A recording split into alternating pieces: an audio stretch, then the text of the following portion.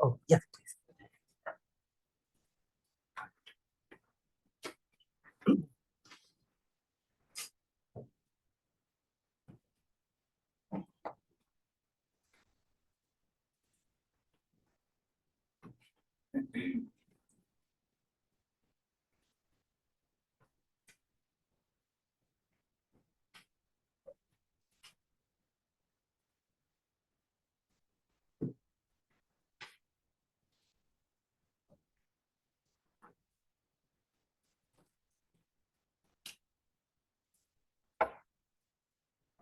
Okay. 2 more minutes.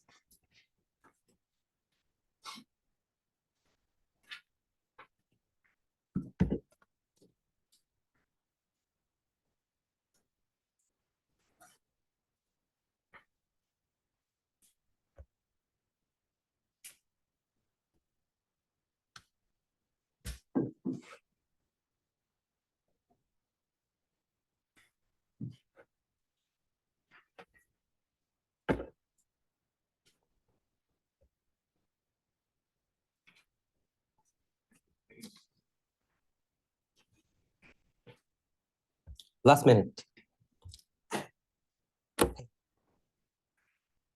No worries, so go for it. Thank you.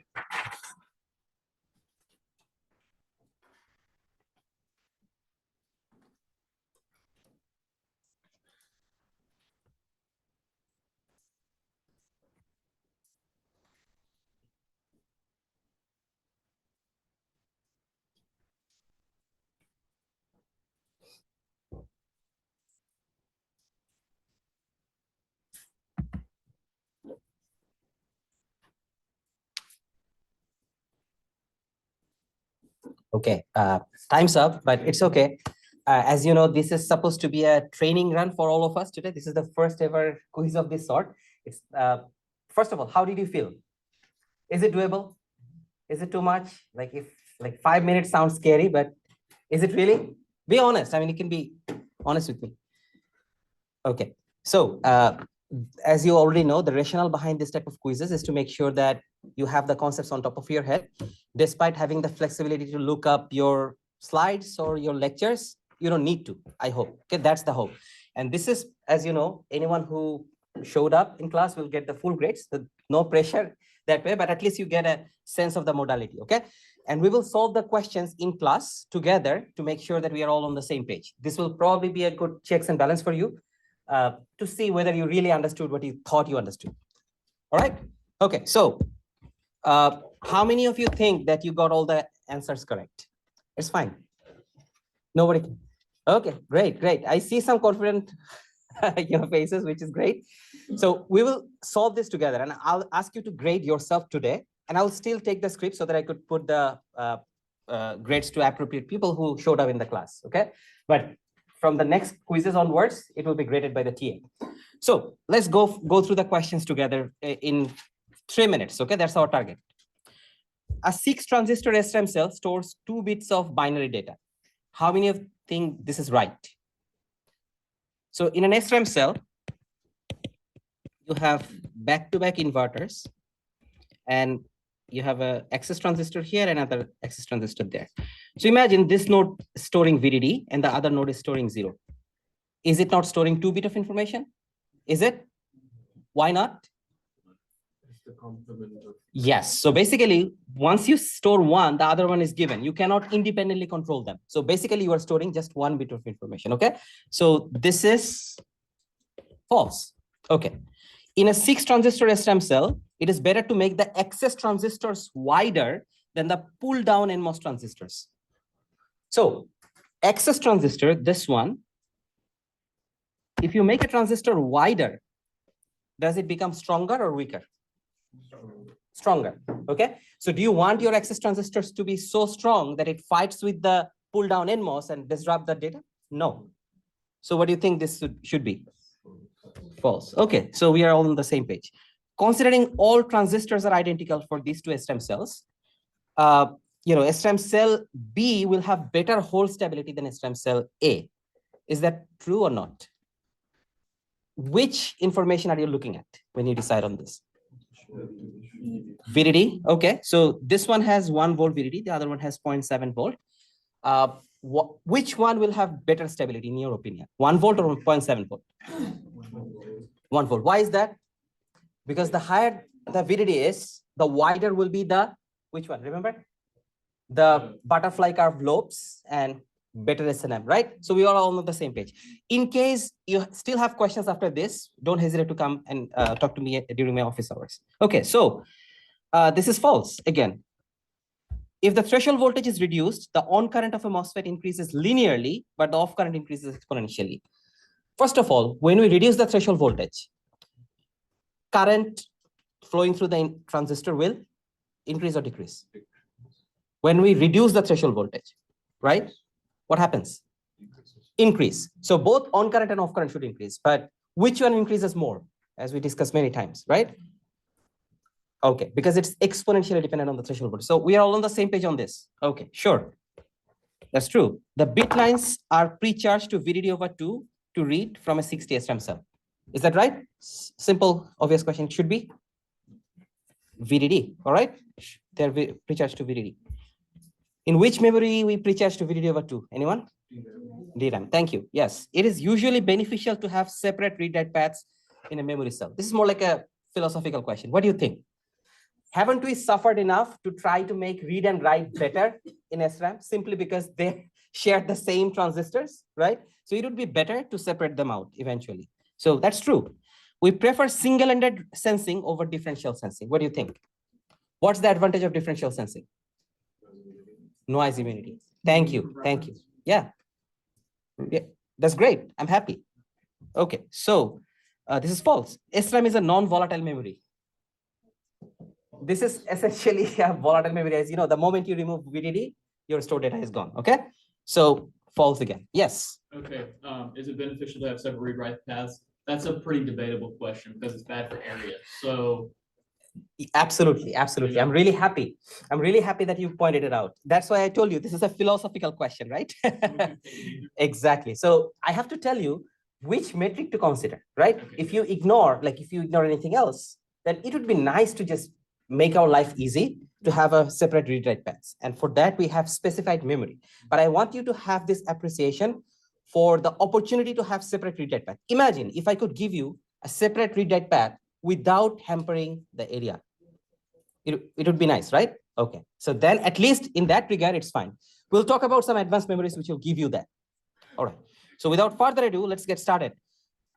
I think it was fun, wasn't it? Okay, all right. Okay, so from the next quiz onwards, it's going to be more serious. And I'll try, I forgot that some of you have Friday engagement. So I will make sure to not set the quiz on Fridays again. It will be either Monday or Wednesday, okay? Okay, so getting back to our regular lecture on magnetic RAM, we already discussed a few important concepts. We discussed that STT-MRAMs are close competitors to SRAM and DRAM when it comes to speed and other metrics. We also discussed the concept of magnetic tunnel junction, where you have two magnetic layers separated by an oxide layer, right? And depending on the relative magnetization of these two layers, we have high resistance state and low resistance state, right? We discussed how to switch this MTJs from one state to the other, anti-parallel to parallel versus parallel to anti-parallel. What is the most important thing from this particular slide in terms of switching? Anti-parallel to parallel, parallel to anti-parallel. I'll answer for you for the sake of time. Bidirectionality of the current, right? It requires opposite direction for current flow when it comes to different kinds of switching, which was a big ask, by the way. And then we discussed how a single memory cell looks like for STT-MRAM, where you have the magnetic tunnel junction. Despite it being the element where the information is stored, it itself cannot control the memory operation, right? You need a transistor to help control read and write operation, right? So we stopped in the next, oh, by the way, remember this slide, like this section where we discussed how the area of every cell of STT-MRAM would be 4f squared. Why? Because the MTJ, magnetic tunnel junction, falls within the footprint of the transistor itself, right? Okay. Any question up to this point before we move on to the next one? Okay, and this is a unique form of memory, by the way, as you can imagine. Did you see my announcement that I posted yesterday, sharing 3 videos, and I shared the concept of spin, right? So at some point, electron spin was more like a deep theoretical physics concept. Nobody cared to use it in an actual application until, for example, you started making memories out of electron spins, right? So there you go. It's no longer science fiction. It's no longer a theoretical physics fact. It is an engineering fact now. Okay, and then we discussed how you read and write. You apply a constant voltage and sense the difference in current. Why do you get 2 different levels of currents? Anyone? Quickly. When you apply constant voltage. Because of what? Yes, because you have 2 different types of MTJs here, anti-parallel and parallel, okay? And anti-parallel gives you higher resistance, parallel gives you lower resistance. So you have 2 different levels of currents, which you can sense to figure out what it was storing. And for write operation, you need bidirectional current, as we discussed. So keeping all of this aside, we can begin from this slide where we talk about a very important aspect which we so conveniently ignored. You never asked me in the last class, why are you using the term MTJ? What does T stand for? I mean, I told you this already, magnetic tunnel junction, but what's with the tunneling? I mean, we never talked about tunneling before in the class, did we? We just spoke about how you have 2 magnetic layers separated by an oxide. But what is the oxide doing? And you also didn't ask me one other obvious question, by the way. I'm giving you 5 more seconds to figure out what you didn't ask. Remember, this is an oxide. Is oxide an insulator or a conductor? It's an insulator. And I told you that we are flowing current from top to bottom, bottom to top, doesn't matter, but it is going through the oxide, is it not? How are you flowing a current through an oxide, which is supposed to be an insulator? It's not, is it not tough to do so? Is it? Yes. Yeah, go ahead first. Doesn't tunneling imply, I'm not going to go into detail, but the fact that it can jump from the electron can jump from one energy level and skip an energy level. Absolutely, you're in the right direction. So you're focusing on tunneling, right?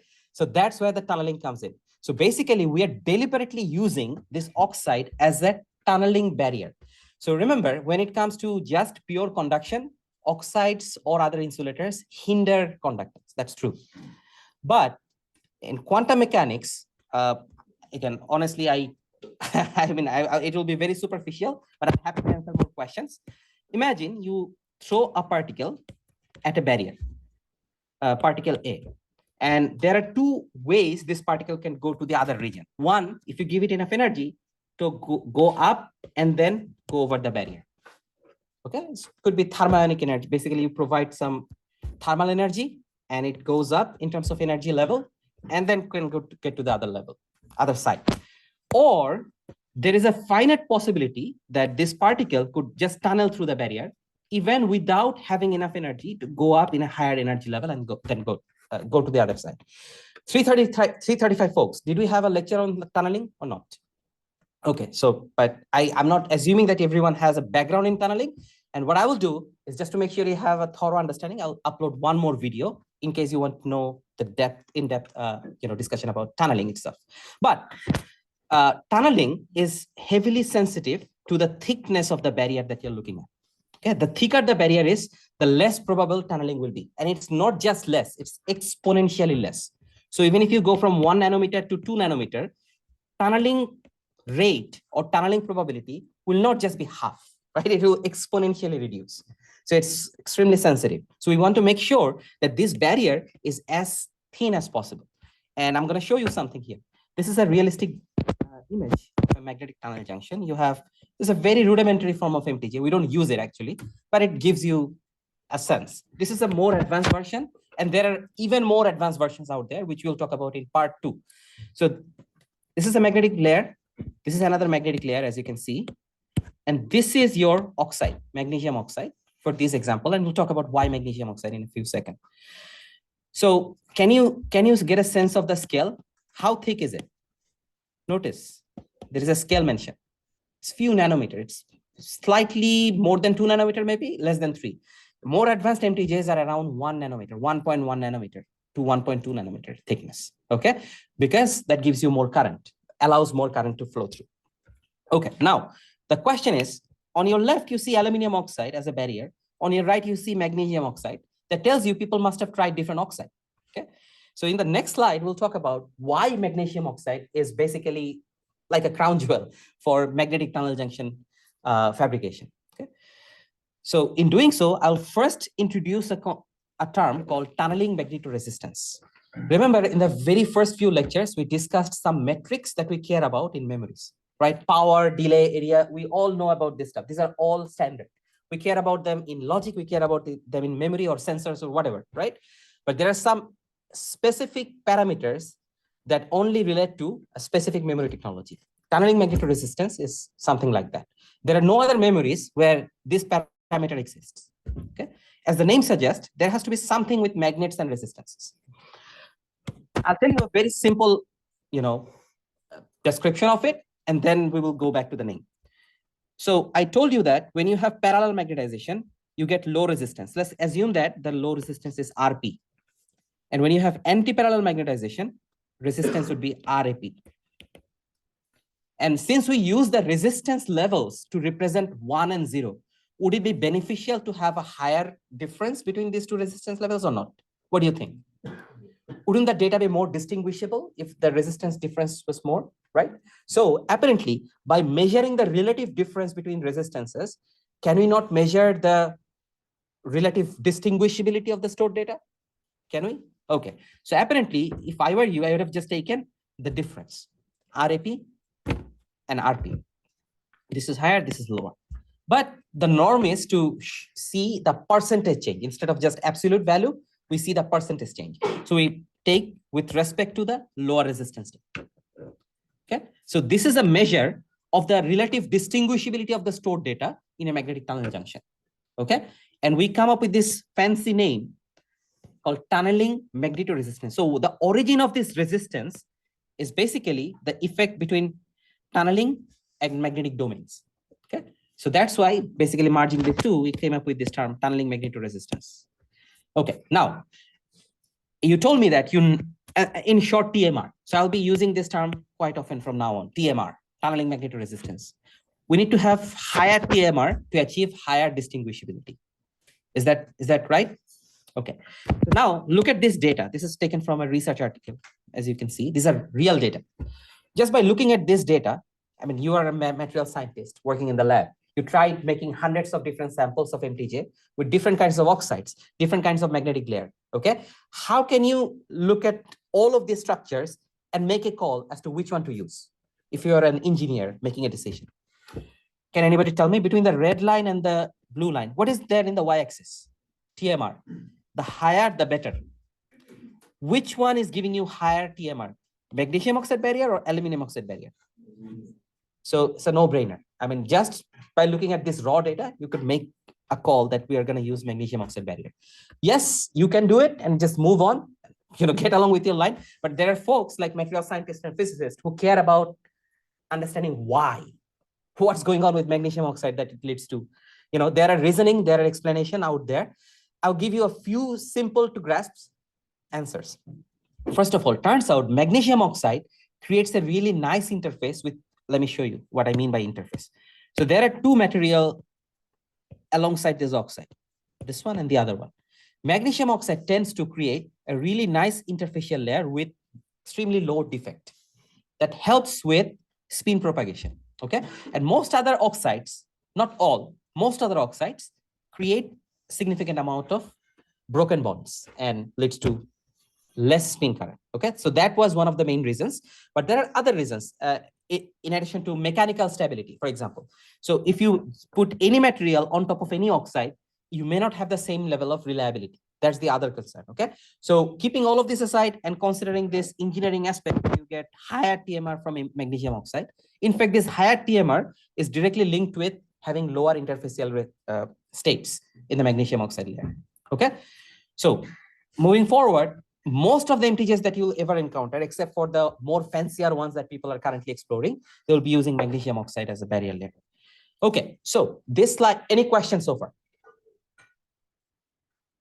Okay, so this slide really easily portrays the good things and bad things about STT-MRAM. The greens are good, the black ones that are kind of like dark spots that we still need to fill up.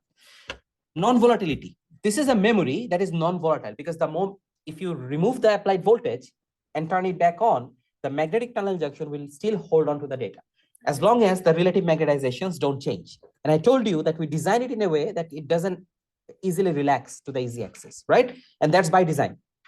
Do you remember the discussion about elliptical versus circular cross-section in the last class to deal with the magnetic anisotropy? Okay, so it's non-volatile. And interestingly, it could hold on to the stored data for about 20 years. It's a lot, right? If you don't care about something for 20 years, chances are, okay, it's not worth looking at. But anyways, retention. What do you mean by retention? How long can it hold on to the stored data? Like I said, 20 years. So it's related to the non-volatility. Endurance. How many times can you program and reprogram the data? As you told, this is more than trillion times, more than trillions. Like you don't need anything better than that. Okay, this is extraordinary. And reliability, I haven't really discussed what reliability is, but let me give you some perspective here because this will come back over and over again in different memory technologies. When you make a device and use it at time equals 0, meaning the first time you're using it for the first time, maybe the performance is exceptional. You get really nice distinguishability, really nice stability and whatnot. But over the years, everything degrades. Materials degrade because you create defect in them, you break bonds by using them. So over the years, devices can degrade and they do degrade. Okay, reliability is a measure as to how long can these devices survive without going below a certain level of tolerance that you impose. Okay, so that means this STT-MRAMs can operate for more than 20 years at 150 degrees centigrade, which is, I mean, if I were you, I mean, I would be happy with, right? Okay, let's talk about the downsides instead. These are all good stuff for marketing, but I'll focus on 3 challenges: read challenge, design conflict, and write asymmetry. Okay, so let's start with read. Yes. I have a question regarding the retention and the reliability. Mhm. So is it like retention is how long we can store the data, and the reliability is how long, how we can use it? That's a great question. Again, in terms of retention versus reliability, there is a concept of stimulus, basically, or disturbance. When we measure reliability, we measure it at a specific condition. For example, at an elevated temperature or a voltage applied. We don't consider that we are not disturbing the system. When it comes to retention, we're not even applying any voltage or doing anything to it. It's just sitting there and it's being able to hold on to the data. But when it comes to reliability, we are stressing the system by applying a voltage or electric field or temperature. Yes. Did they like really put in an oven for 20 years? Like how do they like seriously, how do they come up with those numbers? That's a great question. So you know what? For example, companies like Intel, when they measure reliability in transistors, they actually break. There is a team whose only job is to break things down, like break devices, okay, and see how long it takes to break. But you're right. They're not going to wait for 10 years to see it will survive for 10 years. Okay. There is something called accelerated testing. Again, this is taking a tangent, but since you asked, I'll take this tangent. Okay. So give me 1 second to explain. So imagine if you apply 1 volt to a transistor, it will take 20 years to break down. But you're not going to wait for 20 years to see, oh, it will take 20 years. Can you increase the voltage and increase the breakdown rate? Meaning instead of 1 volt, if you apply 2 volt, it will break down much sooner and so on. So what we do is we apply higher voltage and do an accelerated testing and then project it down using some equations. There are specific mathematical equations that we can use to project to say, hey, if we used 1 volt, then how long will it survive? Okay. Does that answer your question? And this is a very superficial description, but you know, yes. And sometimes elevated temperature. Yes, yeah. Exactly.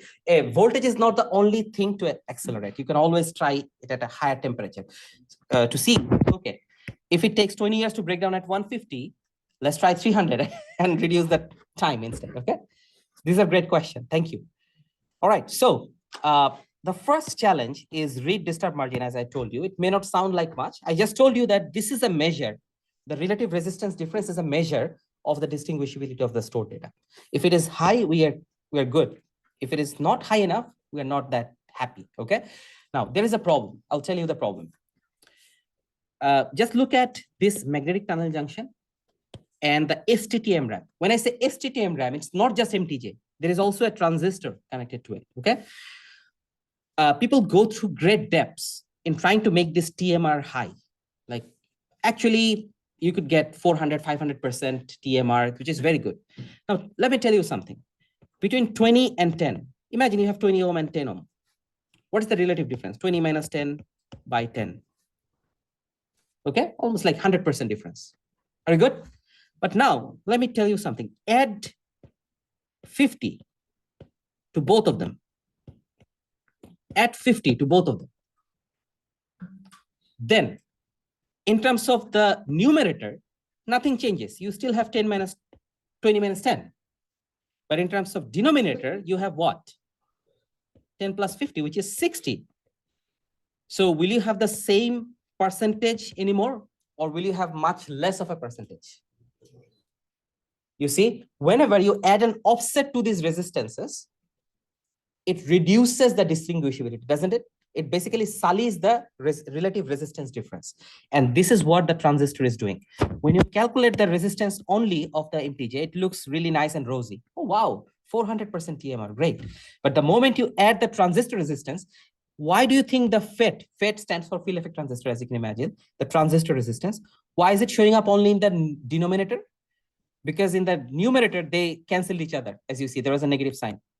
I hope you get the point, right? So only in the denominator, it shows up and it reduces the overall TMR. So we use a different term called CTMR, cell TMR. So the actual practical TMR that you get in a cell. What is the mode of operation for that transistor? It's a great question. Yes, we always make sure that it is giving you the lowest possible resistance when it is on, right? Does that make sense? So we apply VDD here when we, basically, this is an access transistor. So when you apply VDD, it is the gate has the full channel activated. So you make sure that you reduce the resistance as much as possible. That's a great question, because you can always change the resistance level of the transistor by changing the gate voltage, right? But we make sure that we do our best. But even when you turn on the transistor to the fullest extent possible, there will still be on resistance, and that will sully to some degree the resistance ratio here.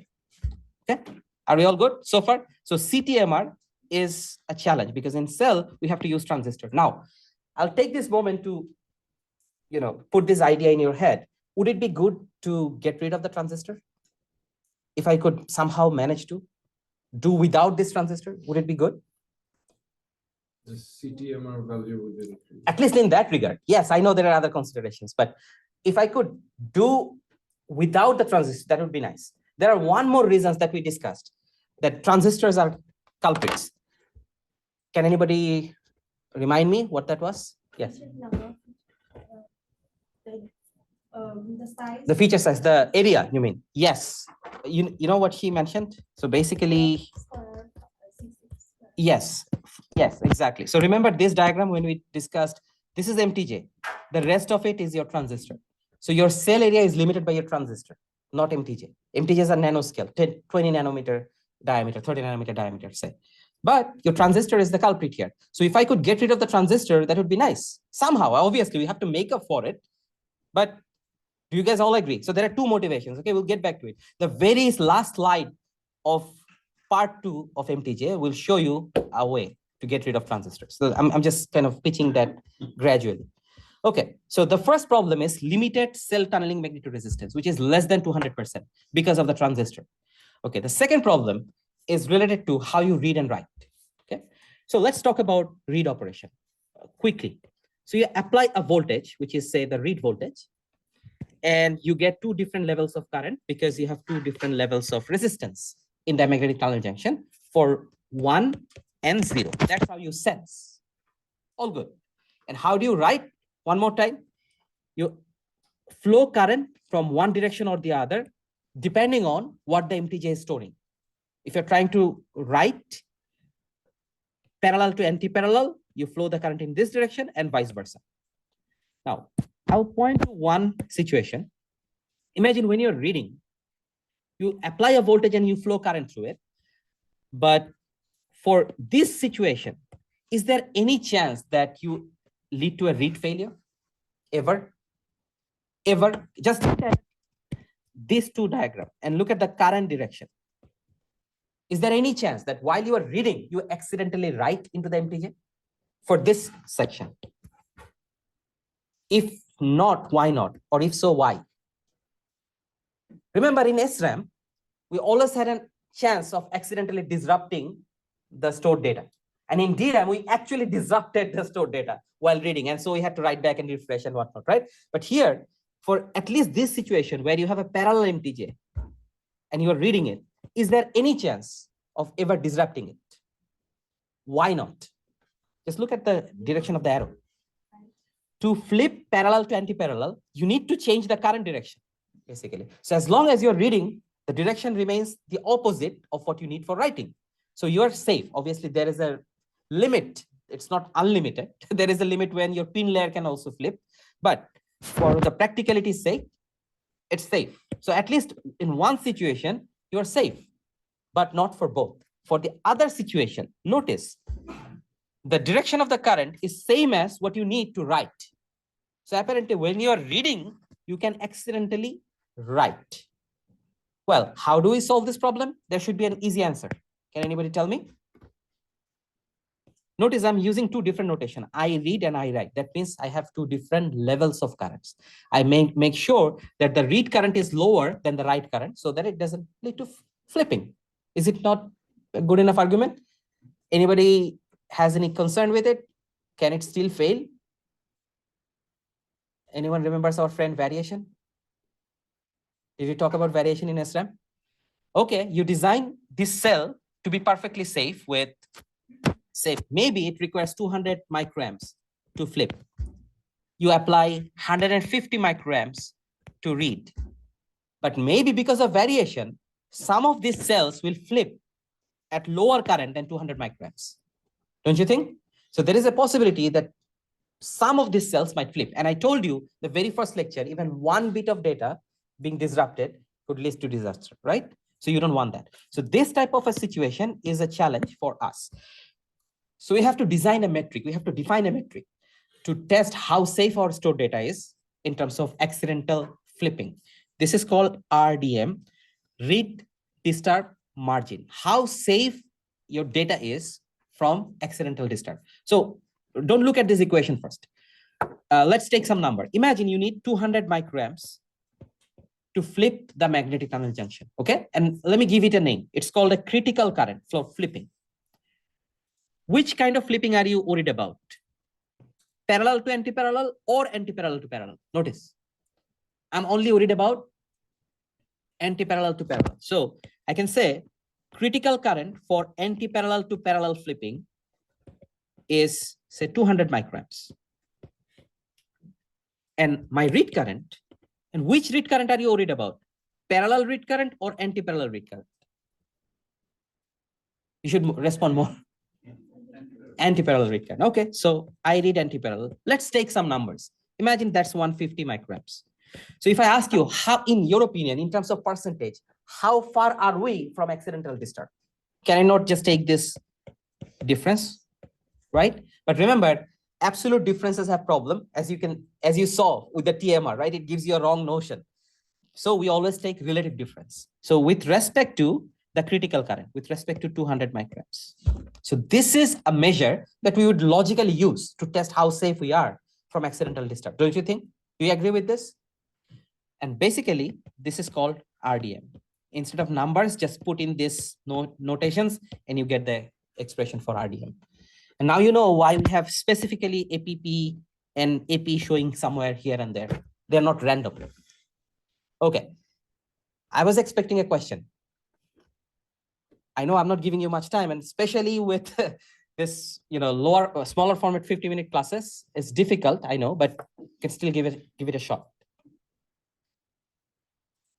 I can change this equation from P to AP and this to P by doing what? What if I flip the MTJ?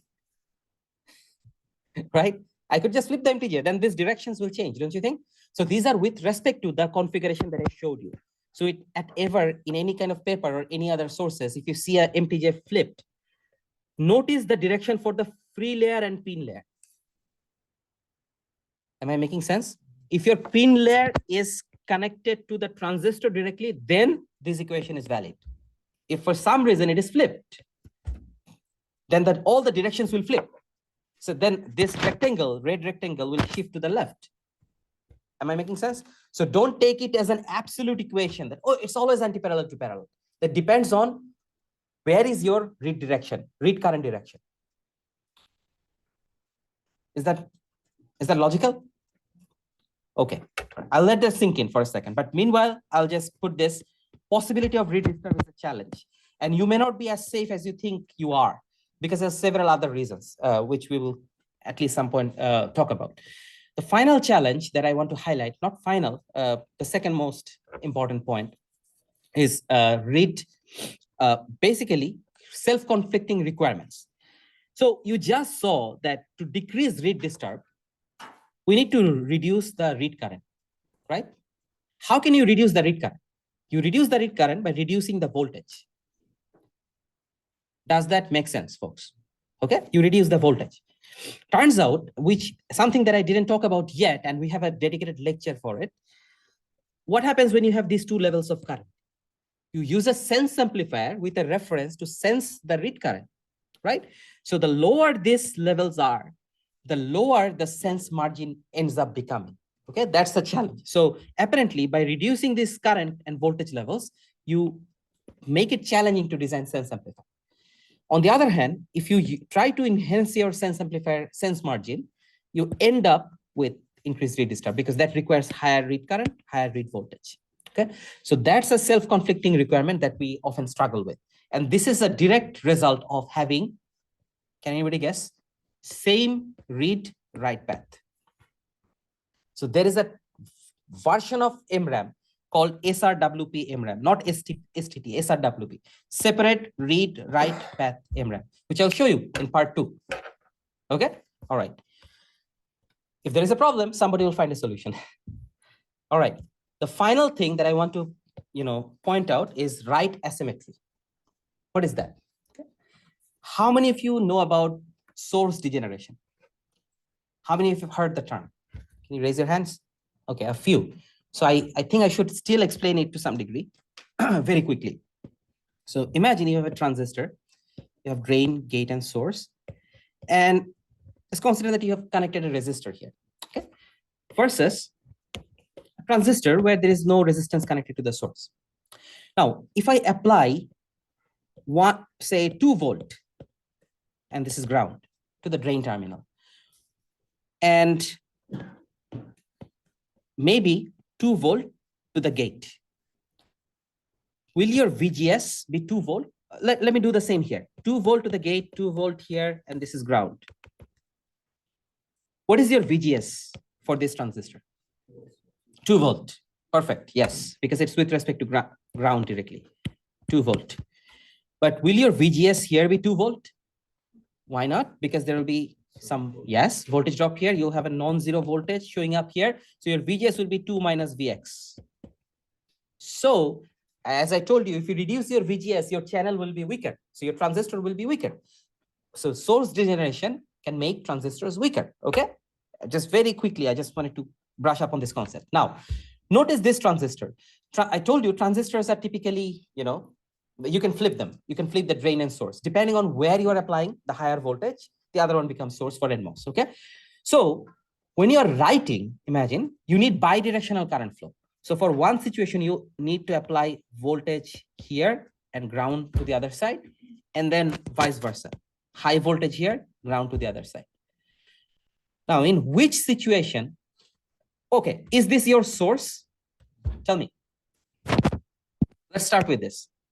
Let's start with this. This is easier. Is this your source terminal for the transistor or not? Can I consider, because there is a high voltage here, there will be a relatively high voltage here as well. So this is the lowest voltage. So this is probably your source. Okay, this is your source. Okay, but that means for this transistor, the source will be here. And notice you have a resistance connected to the source. So for when you write for one combination, you degenerate the transistor. You have a source degenerated transistor. But for this one, is it source degenerated? No. Does that make sense? So source degeneration can significantly impact the strength of the transistor. So when you write, there is an asymmetry inherently coming from this MTJ itself. So that's what write asymmetry means. So for anti-parallel to parallel write versus parallel to anti-parallel write, one of them is weaker. What do I mean by weaker? It takes more time to flip the MTJ because the MTJ simply doesn't get enough voltage across it or current through it to flip. Okay, we'll get back to it. Don't worry, I haven't shown you the critical current versus time response yet. Once we get there, I'll get back to this write asymmetry and we'll wrap it up. Yes? Does that mean you'll always want to configure your pre and kin layers such that it's parallel whenever you're trying to? You cannot, because it's supposed to be a memory. You should be able to program it to whatever you want. Now I want parallel. Maybe later on I'll make it anti-parallel. So you have to flip it at some point. So maybe 10 memories are fine, 10 others will suffer. Okay. And basically you allude to another point, which I kind of didn't want to go into, but it's worthwhile. Even this source degeneration has two different levels. Imagine if your MTJ had RP, parallel resistance, then, or compare that to RAP, in which case it will be more strongly source degenerated. Which one is a higher resistance, RP or RAP? So between these two MTJs, one of them will be more strongly source degenerated, right? Now, getting back to this read disturb margin, you are thinking that, hey, we are safe. 200 microamps is needed to flip this MTJ, I'm providing 150. But you haven't considered all this source degeneration and strong source degeneration, weak source degeneration, right? Yes. Would a transmission gate solve that? Well, A lot more area. yes, Would it solve exactly. it? Yeah, I mean, well, it will probably not because there are other challenges, okay? Which, thank you for these questions, actually. That gives me the opportunity to go even deeper. So, get rid of the transistor. Imagine we don't have a transistor, so we don't care about source degeneration. Inherently, parallel to anti-parallel and anti-parallel to parallel switching takes different amount of energy. It's not inherently the same. Even the MTJ has asymmetry. So even if you somehow figure out a way to get around that source degeneration problem, you still struggle with asymmetry. Okay, so this right asymmetry is always there. It's a perpetual challenge. But thank you for all these questions. And by the way, this will be apparent in part 2. I'll show you a graph for parallel to anti-parallel switching and anti-parallel to parallel switching. And you will see they take different times to do. One of them is harder, and I'll tell you which one. Okay, so it's coming up.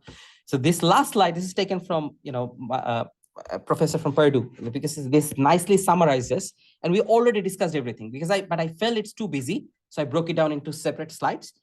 Did we discuss LTMR? Okay, did you read disturb margin? The only thing that we haven't discussed yet is write margin. Okay, what is that? So imagine if I told you that your STT-MRAM cell takes 200 microamps to flip. Will you use exactly 200 microamps to flip?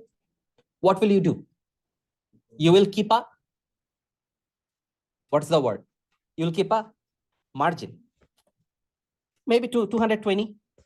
If you're more careful, maybe 250 microamps, just to be sure that it doesn't fail, right? Essentially, that's write margin.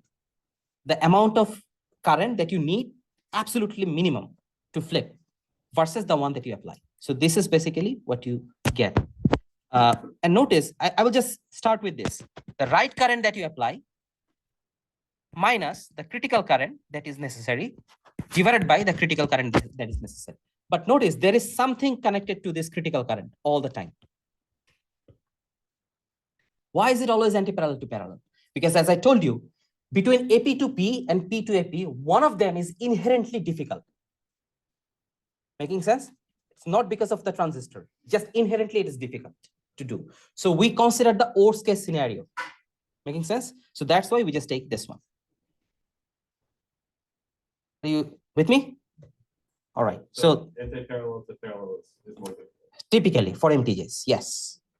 Okay, and I will try to explain that briefly when we look at some critical current versus time response in the next part of the lecture. So that brings me to the close of this particular lecture. We have just 3 minutes. I don't want to get started with the new part 2, but I want to relate to what you can expect to see moving forward. Okay, give me 1 second.